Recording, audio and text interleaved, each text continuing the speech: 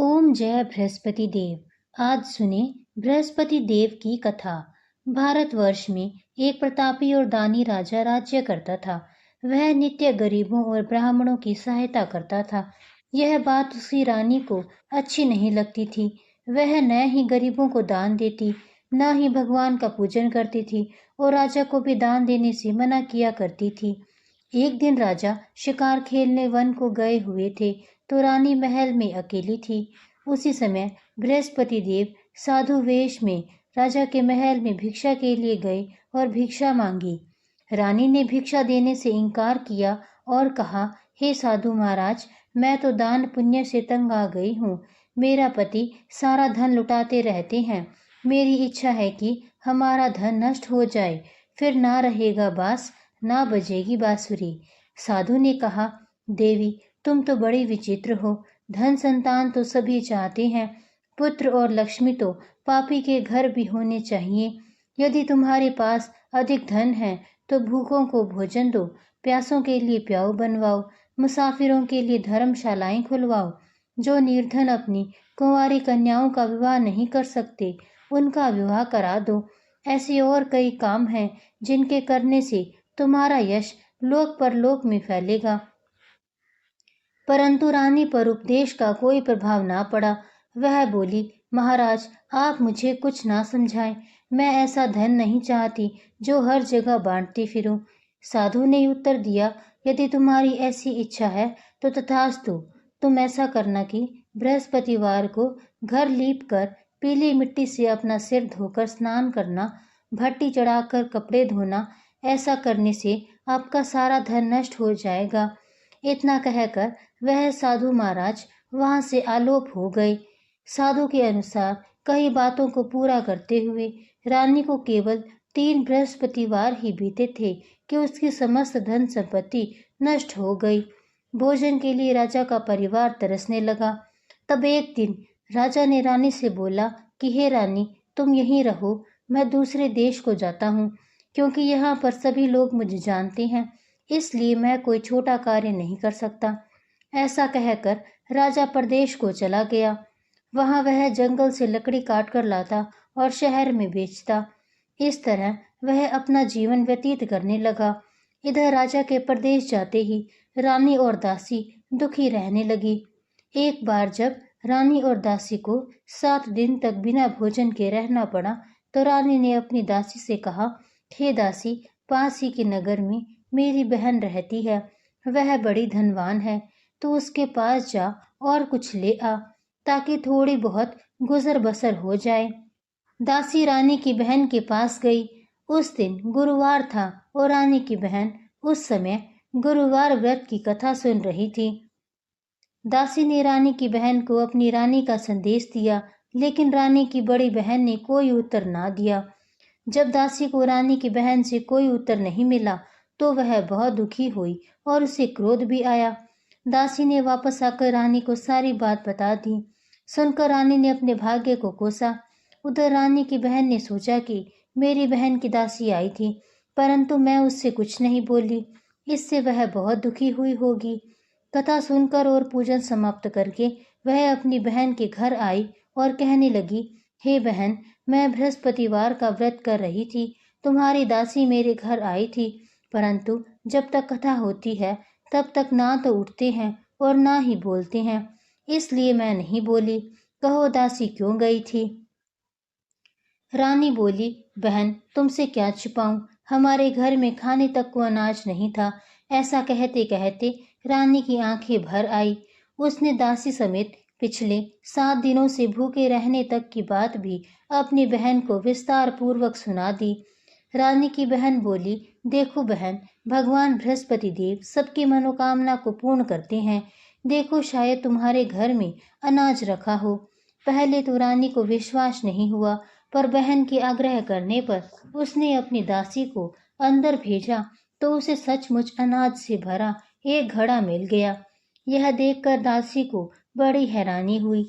दासी रानी से कहने लगी, हे रानी, जब हमको भोजन नहीं मिलता तो हम व्रत ही तो करते हैं, इसलिए क्यों ना इनसे व्रत और कथा की विधि पूछ ली जाए, ताकि हम भी व्रत कर सके। तब रानी ने अपनी बहन से बृहस्पतिवार व्रत के बारे में पूछा।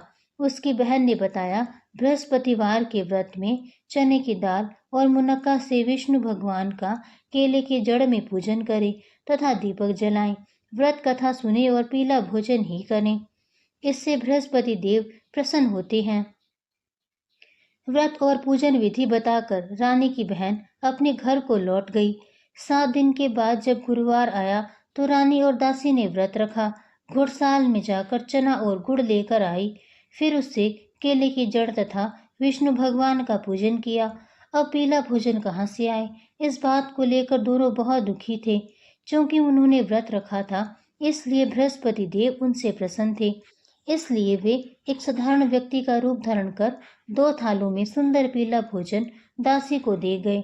भोजन पाकर दासी प्रसन्न हुई और फिर रानी के साथ मिलकर भोजन ग्रहण किया। उसके बाद वे सभी गुरुवार को व्रत और पूजन करने लगी। बृहस्पति भगवान की कृपा से उनके पास फिर से धन संपत्ति आ गई, परंतु रानी फिर से पहले की तरह आलस्य करने लगी। तब दासी बोली, देखो रानी, तुम पहले भी इस प्रकार आलस्य करती थी। तुम्हें धन रखने में कष्ट होता था, इस कारण सभी धन नष्ट हो गया, और अब जब भगवान बृहस्पति की कृपा से धन मिला है तो तुम्हें फिर से आलस्य होता है। रानी को समझाते हुए दासी कहती है, बड़ी मुसीबतों के बाद हमने यह धन पाया है, इसलिए हमें दान पुण्य करना चाहिए, भूखे मनुष्यों को भोजन कराना चाहिए, धन को शुभ कार्यों में खर्च करना चाहिए, जिससे तुम्हारी कुल का यश बढ़ेगा, स्वर्ग की प्राप्ति होगी और पितृ भी प्रसन्न होंगे। दासी की बात मानकर रानी अपना धन शुभ कार्यों में खर्च करने लगी, जिससे पूरे नगर में उसका यश फैलने लगा। एक दिन राजा दुखी होकर जंगल में एक पेड़ के नीचे आसन जमाकर बैठ गया। वह अपनी दशा को याद करके व्याकुल होने लगा। बृहस्पतिवार का दिन था। एकाएक उसने देखा कि निर्जन वन में एक साधु प्रकट हुए। वह साधु वेश में स्वयं बृहस्पति देवता थे। लकड़हारे के सामने आकर बोले, हे लकड़हारे, इस सुनसान जंगल में तो चिंता मग्न क्यों बैठा है? लकड़हारे ने दोनों हाथ जोड़कर प्रणाम किया और उत्तर दिया, महात्मा जी, आप सब कुछ जानते हैं, मैं क्या कहूँ? यह कहकर रोने लगा और साधु को अपनी आत्मकथा सुनाई। महात्मा जी ने कहा, तुम्हारी स्त्री ने बृहस्पति के दिन बृहस्पति भगवान का निरादर किया था, जिसके कारण रुष्ट होकर उन्होंने तुम्हारी यह दशा कर दी। अब तुम चिंता को दूर करके मेरे कहने पर चलो तो तुम्हारे सब कष्ट दूर हो जाएंगे और भगवान पहले से वही अधिक संपत्ति देंगे। तुम बृहस्पतिवार के दिन कथा किया करो। 2 पैसे के चने मुनक्का लाकर उसका प्रसाद बनाओ और शुद्ध जल से लोटे में शक्कर मिलाकर अमृत तैयार करो। कथा के पश्चात अपने सारे परिवार और सुनने वाले प्रेमियों में अमृत व प्रसाद बांटकर आप भी ग्रहण करो। ऐसा करने से भगवान तुम्हारी सब मनोकामनाएं पूर्ण करेंगे। साधु के ऐसे वचन सुनकर लकड़हारा बोला, हे प्रभु, मुझे लकड़ी बेचकर इतना पैसा नहीं मिलता जिससे भोजन के उपरांत कुछ बचा सकूं। मैंने रात्रि में अपनी स्त्री को व्याकुल देखा है। मेरे पास कुछ भी नहीं है जिससे मैं उसकी खबर मांग सकूं। साधु ने कहा, हे लकड़हारे, तुम किसी बात की चिंता मत करो। बृहस्पतिवार के दिन तुम रोजाना की तरह लकड़ियां लेकर शहर को जाओ। तुमको रोज से दुगना धन प्राप्त होगा, जिससे तुम भली भांति भोजन कर लोगे तथा बृहस्पति देव की पूजा का सामान भी आ जाएगा। इतना कहकर साधु अंतर ध्यान हो गए। धीरे धीरे समय व्यतीत होने पर फिर वही बृहस्पतिवार का दिन आया। लकड़हारा जंगल से लकड़ी काटकर किसी शहर में बेचने गया। उसे उस दिन और दिन से अधिक पैसा मिला। राजा ने चना गुड़ आदि लाकर गुरुवार का व्रत किया। उस दिन से उसके सभी कलेश दूर हुए, परंतु जब दोबारा गुरुवार का दिन आया तो बृहस्पतिवार का व्रत करना भूल गया। इस कारण बृहस्पति भगवान नाराज हो गए। उस दिन उस नगर के राजा ने विशाल यज्ञ का आयोजन किया तथा शहर में यह घोषणा करा दी कि कोई भी मनुष्य अपने घर में भोजन न बनावे, न आग जलावे। समस्त जनता मेरे यहाँ भोजन करने आवे। इस आज्ञा को जो न मानेगा उसे फांसी की सजा दी जाएगी। इस तरह की घोषणा संपूर्ण नगर में करवा दी गई। राजा की आज्ञा अनुसार शहर के सभी लोग भोजन करने गए, लेकिन लकड़हारा कुछ देर से पहुंचा, इसलिए राजा उसको अपने साथ घर ले आए और ले जाकर भोजन करा रहे थे कि रानी की दृष्टि उस खूंटी पर पड़ी जिस पर उसका हार लटका हुआ था। वह वहां पर दिखाई नहीं दिया। रानी ने निश्चय किया कि मेरा हार इस मनुष्य ने चुरा लिया है। उसी समय सिपाहियों को बुलाकर उसको कारागार में डलवा दिया। जब लकड़हारा कारागार में पड़ गया और बहुत दुखी होकर विचार करने लगा कि ना जाने कौन से पूर्व जन्म के कर्म से मुझे यह दुख प्राप्त हुआ है, और उसी साधु को याद करने लगा जो कि जंगल में मिला था। उसी समय तत्काल बृहस्पति देव साधु के रूप में प्रकट हुए और उसकी दशा को देखकर कहने लगे, अरे मूर्ख, तूने बृहस्पति देव की कथा नहीं करी, इस कारण तुझे दुख प्राप्त हुआ है। अब चिंता मत कर, बृहस्पतिवार के दिन कारागार के दरवाजे पर 4 पैसे पड़े मिलेंगे। उनसे तुम बृहस्पति देव की पूजा करना, तेरे सभी कष्ट दूर हो जाएंगे। बृहस्पतिवार के दिन उसे 4 पैसे मिले। लकड़हारे ने कथा कही। उसी रात्रि को बृहस्पति देव ने उस नगर के राजा को स्वप्न में आकर कहा, हे राजा, तुमने जिस आदमी को कारागार में बंद कर दिया है वह निर्दोष है, वह राजा है, उसे छोड़ देना। रानी का हार उसी खूंटी पर लटका है। अगर तू ऐसा नहीं करेगा तो मैं तेरी राज्य को नष्ट कर दूंगा। इस तरह रात्रि के स्वप्न को देखकर राजा प्रातःकाल उठा और खूंटी पर हार देखकर लकड़हारे को बुलाकर क्षमा मांगी तथा लकड़हारे को योग्य सुंदर वस्त्र आभूषण देकर विदा कर दिया। बृहस्पति देव की आज्ञा अनुसार लकड़हारा अपने नगर को चल दिया।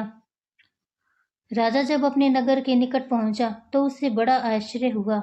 नगर में पहले से अधिक बाग, तालाब, कुएं तथा बहुत सी धर्मशालाएं, मंदिर आदि बन गई थी। राजा ने पूछा, यह किसका बाग और धर्मशाला है? तब नगर के सब लोग कहने लगे, यह रानी और बांदी की हैं। तो राजा को आश्चर्य हुआ और गुस्सा भी आया। जब रानी ने यह खबर सुनी कि राजा आ रहे हैं तो उन्होंने बांदी से कहा कि हे दासी, देख, राजा हमको कितनी बुरी हालत में छोड़ गए थे, इसलिए ऐसी हालत देखकर वह लौट ना जाए, इसलिए तुम दरवाजे पर खड़ी हो जा। आज्ञा अनुसार दासी दरवाजे पर खड़ी हो गई। राजा आए तो उन्हें अपने साथ ले आई। तब राजा ने क्रोध करके अपनी रानी से पूछा कि यह धन तुम्हें कैसे प्राप्त हुआ है? तब उन्होंने कहा कि हमें यह सब धन बृहस्पति देव के इस व्रत के प्रभाव से प्राप्त हुआ है। राजा ने निश्चय किया कि 7 रोज बाद तो सभी बृहस्पति देव का पूजन करते हैं, परंतु मैं प्रतिदिन दिन में 3 बार कहानी तथा रोज व्रत किया करूंगा। अब हर समय राजा के दुपट्टे में चने की दाल बंधी रहती तथा दिन में 3 बार कहानी कहता। एक रोज राजा ने विचार किया कि चलो अपनी बहन के यहाँ हो आवें। इस तरह निश्चय कर राजा घोड़े पर सवार हो अपनी बहन के यहाँ चलने को लगा। मार्ग में उसने देखा कि कुछ आदमी एक मुर्दे को लिए जा रहे हैं। उन्हें रोककर राजा कहने लगा, अरे भाइयों, मेरी बृहस्पति देव की कथा सुन लो। वे बोले, लो, हमारा तो आदमी मर गया है, इसको अपनी कथा की पड़ी है। परंतु कुछ आदमी बोले, अच्छा कहो, हम तुम्हारी कथा भी सुन लेंगे। राजा ने दाल निकाली और जब कथा आदि हुई तो मुर्दा हिलने लग गया, और जब कथा समाप्त हो गई तो राम राम करके मनुष्य उठकर खड़ा हो गया। आगे मार्ग में उसे एक किसान खेत में हल चलाता मिला। राजा ने उसे देखा और उससे बोला, अरे भैया, तुम मेरी बृहस्पतिवार की कथा सुन लो। किसान बोला, जब तक मैं तेरी कथा सुनूंगा तब तक 4 हरेया जोत लूंगा। जा अपनी कथा किसी और को सुनाना। इस तरह राजा आगे चलने लगा। राजा के हटते ही बैल पछाड़ खाकर गिर गए तथा किसान के पेट में बड़े जोर का दर्द होने लगा। उस समय उसकी माँ रोटी लेकर आई। उसने जब यह देखा तो पुत्र से सब हाल पूछा और बेटे ने सभी हाल कह दिया। तो बुढ़िया दौड़ी दौड़ी उस घुड़सवार के पास गई और उससे बोली कि मैं तेरी कथा सुनूंगी, तू अपनी कथा मेरे खेत पर चलकर ही कहना। राजा ने बुढ़िया के खेत पर जाकर कथा कही, जिसके सुनते ही वह बैल उठ खड़े हुए तथा किसान के पेट का दर्द भी बंद हो गया। राजा अपनी बहन के घर पहुंचा। बहन ने भाई की खूब मेहमानी की। दूसरे रोज प्रातःकाल राजा जगा तो वह देखने लगा कि सब लोग भोजन कर रहे हैं। राजा ने अपनी बहन से कहा, ऐसा कोई मनुष्य है जिसने भोजन नहीं किया हो? मेरी बृहस्पतिवार की कथा सुन ले। बहन बोली, हे भैया, यह देश ऐसा ही है। पहले यहाँ लोग भोजन करते हैं, बाद में अन्य काम करते हैं। अगर कोई पड़ोस में हो तो देख आऊं। वह ऐसा कहकर देखने चली गई, परंतु उसे कोई ऐसा व्यक्ति नहीं मिला जिसने भोजन ना किया हो। अतः वह एक कुम्हार के घर गई जिसका लड़का बीमार था। उसे मालूम हुआ कि उसके यहाँ 3 रोज से किसी ने भोजन नहीं किया है। रानी ने अपने भाई की कथा सुनने के लिए कुम्हार से कहा। वह तैयार हो गया। राजा ने जाकर बृहस्पतिवार की कथा कही, जिसको सुनकर उसका लड़का ठीक हो गया। अब तो राजा की प्रशंसा होने लगी। एक रोज राजा ने अपनी बहन से कहा कि हे बहन, हम अपने घर को जाएंगे, तुम भी तैयार हो जाओ। तब राजा की बहन ने अपनी सास ने कहा, हाँ चली जा, परंतु अपने लड़कों को मत ले जाना, क्योंकि तेरे भाई की कोई औलाद नहीं है। बहन ने भैया से कहा, हे भाई, मैं तो चलूंगी, पर कोई बालक नहीं जाएगा। राजा बोला, जब कोई बालक नहीं चलेगा तब तुम क्या ही करोगी। बड़े दुखी मन से राजा अपने नगर को लौट आया। राजा ने अपनी रानी से कहा, हम निर्वंशी हैं, हमारा मुंह देखने का धर्म नहीं है और कुछ भोजन नहीं किया। रानी बोली, हे प्रभु, बृहस्पति देव ने हमें सब कुछ दिया है, वह हमें औलाद अवश्य देंगे। उसी रात को बृहस्पति देव ने राजा से स्वप्न में कहा, हे राजा, उठ, सभी सोच त्याग दे, तेरी रानी गर्भ से है। राजा की यह बात सुनकर बड़ी खुशी हुई। 9वें महीने में उसके गर्भ से एक सुंदर पुत्र पैदा हुआ। तब राजा बोला, हे रानी, स्त्री बिना भोजन के रह सकती है, पर बिना कहे नहीं रह सकती। जब मेरी बहन आवे तुम उससे कुछ मत कहना। रानी ने सुनकर हाँ कर दिया। जब रानी की बहन ने यह शुभ समाचार सुना तो वह बहुत खुश हुई तथा बधाई लेकर अपने भाई के यहाँ आई। तभी रानी ने कहा, घोड़ा चढ़कर तो नहीं आई, गधा चढ़ी आई। राजा की बहन बोली, भाभी, मैं इस प्रकार ना कहती तो तुम्हें औलाद कैसे मिलती। बृहस्पति देव ऐसे ही हैं, जैसे जिसके मन में कामनाएं हैं सभी को पूर्ण करते हैं। जो सद्भावना पूर्वक बृहस्पतिवार का व्रत करता है एवं कथा पढ़ता है अथवा सुनता है, दूसरों को सुनाता है, बृहस्पति देव उसकी सभी मनोकामनाओं को पूर्ण करते हैं। प्रेम से बोलिए, बृहस्पति भगवान की जय।